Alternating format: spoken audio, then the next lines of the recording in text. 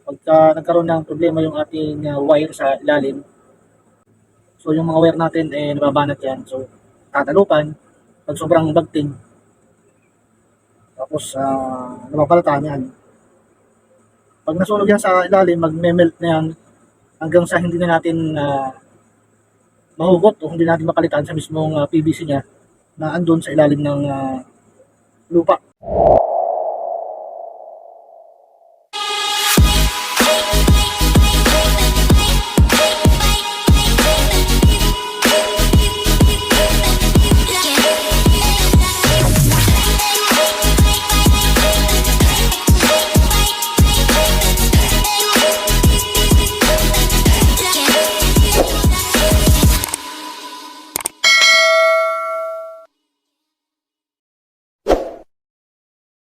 Good morning guys! For today's video, day 2 na tayo ng pag-layout ng PVC pipe para sa ating bagong supply.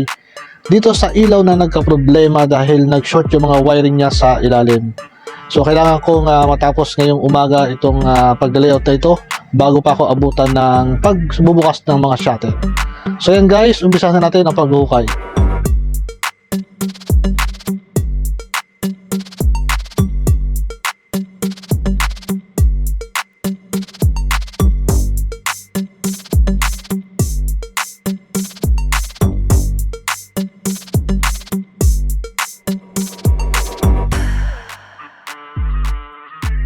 At dito nga sa oras na to ay nilapitan ako ng isa sa tauhan din dito na tagalinis at tinanong ako kung kailan ba daw mag-uumpisa yung pagpapagawa dito sa likod ng bahay ng amo namin. So ngayon ang sinabi ko sa kanya ay hindi ko rin alam kung kailan talaga mag-start yung pagpapagawa dito sa likod ng bahay ng amo namin dahil plano ito na ipagawa o ipa-repair dahil nag-aangatan nga yung mga tiles dito kasi dito sila nag-jogging minsan at dito rin sila nagbabike at dito rin naglalaro yung kanyang mga apo.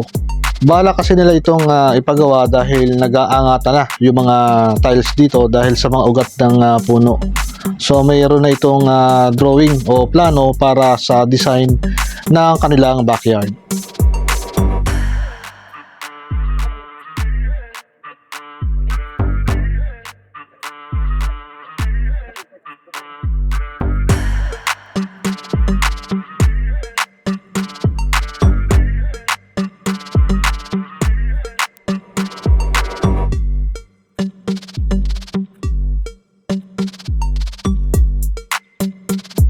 So ngayon nga mga idol ay kumuha na ako ng PVC pipe para maumpisahan ko na yung pag-layout dahil 9 AM na ng umaga. So kailangan ko na magmadali upang matapos ko itong pag-layout at ngayon nga ay nagbe-bend na ako ng PVC gamit yung aking bender.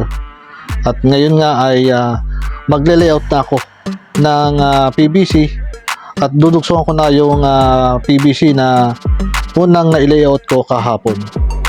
At ngayon nga ipoporma ko na itong PVC pipe na aking ibinend kanina at magduduksong na rin ako ng mga iba pang PVC.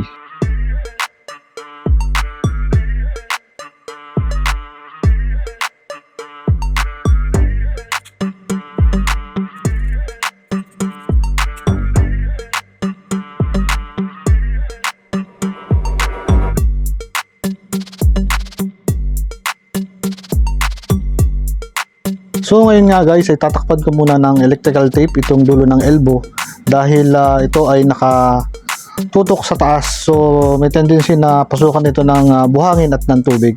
At ngayon nga ay magduduksong na rin ako ng isa pang PVC pipe papunta ron sa ating pagduduksungan.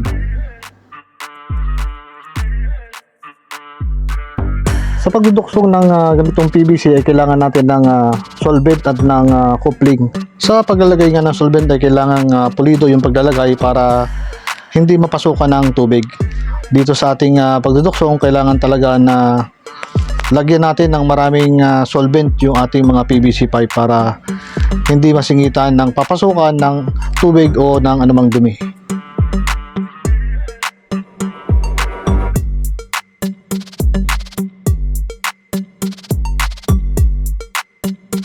At pagkatapos ko nga pagduksong-duksongin itong PVC pipe ay ilalagay ko na rin ito sa aking hinukay at pupunta naman ako mamaya doon sa kabilang dulo kung saan nakaabang yung kabilang elbow na una kong ginawa kahapon.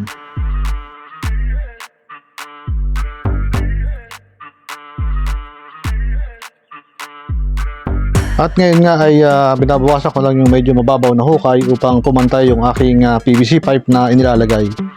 At para lumapat yung kanyang elbow dun sa dulo ng base ng ilaw. So ngayon ay aking tinatabunan na itong mga PVC upang hindi umangat at doon naman ako sa kabilang dulo magdudugsong. At ngayon nga mga idol, andito na ako sa kabilang dulo kung saan yung pinagtapusan kahapon. So ito ay naka-elbow na rin at iduduksong ko na lang ito sa PVC na bagong nilayout ko ngayon. At pagkatapos nito ay aking tatabunan na ng lupa itong mga PVC ito upang matapos na ako sa trabaho ko ngayong araw. Dahil nga magna 9:30 na ng umaga, kaya kailangan ko lang matapos ito bago pa ako abuti ng pagbubukas ng mga shutter dito sa mga kwarto ng amo namin. Dahil lagi ko nga binabanggit sa mga video ko na pag ako ay nagtatrabaho dito sa likod ng bahay nila ay may oras yung pagtatrabaho dito. So kailangan 9:30 or 10 ay wala nang tao dito sa likod ng bahay ng amo namin.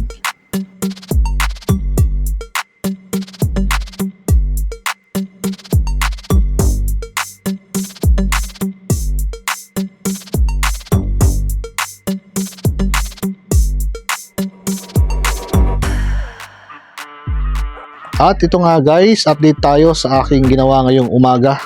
So yan, nakaporma na yan, nakaduksong na yung ating mga PVC, yung ating panibagong layout para sa power supply ng mga ilaw sa perimeters natin na nag-short sa ilalim ng lupa. So ito na yung bagong power supply niya.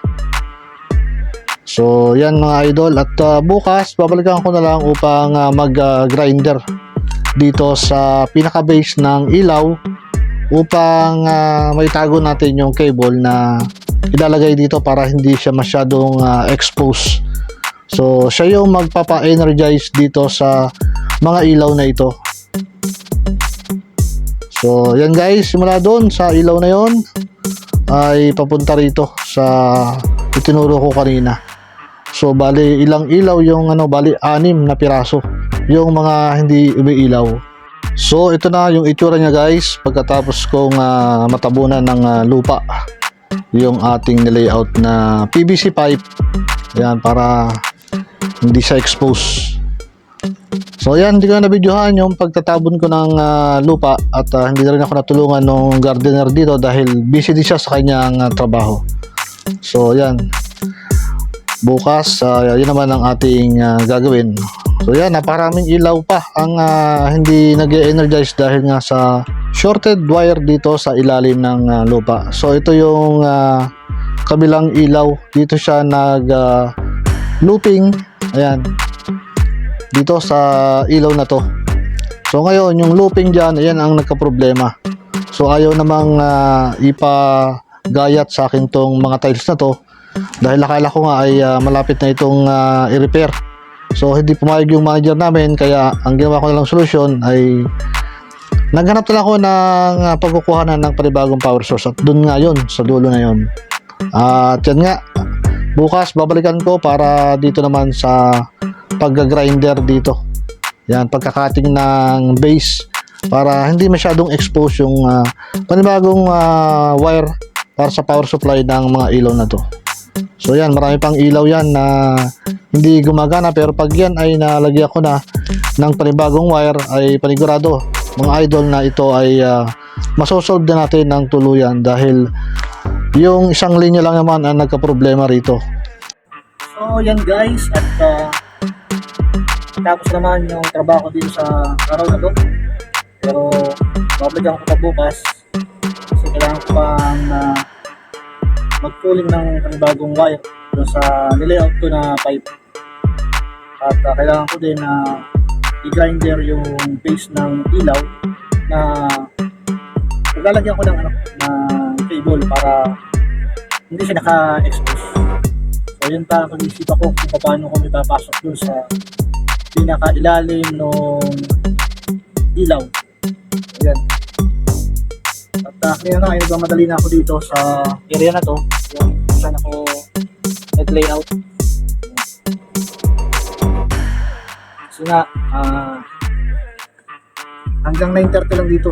So inabot na ako ng 9:47 dito. Kaya nagmamadali na ako mag-inis ng aking mga gamit. So pa-prepare na naman. Narito na lahat sa aking toolbox at saka dito sa aking pushcart. So yun lang guys, kita-kita tayo bukas at panood din sana hanggang dulo itong aking video para magkaroon kayo ng idea sa ganitong nagiging problema. Pagka nagkaroon ng problema yung ating wire sa ilalim, baka may tulak ng mga ugat. So yung mga wire natin nababanat yan. So tatalupan pag sobrang bagting. Tapos makalpan yan. Pag nasunog yan sa ilalim, magme-melt na yan hanggang sa hindi na natin mahugot o hindi natin mapalitan sa mismong PVC nya na andun sa ilalim ng lupa. So yun lang guys, nakita tayo bukas. See you to my next vlog and peace out.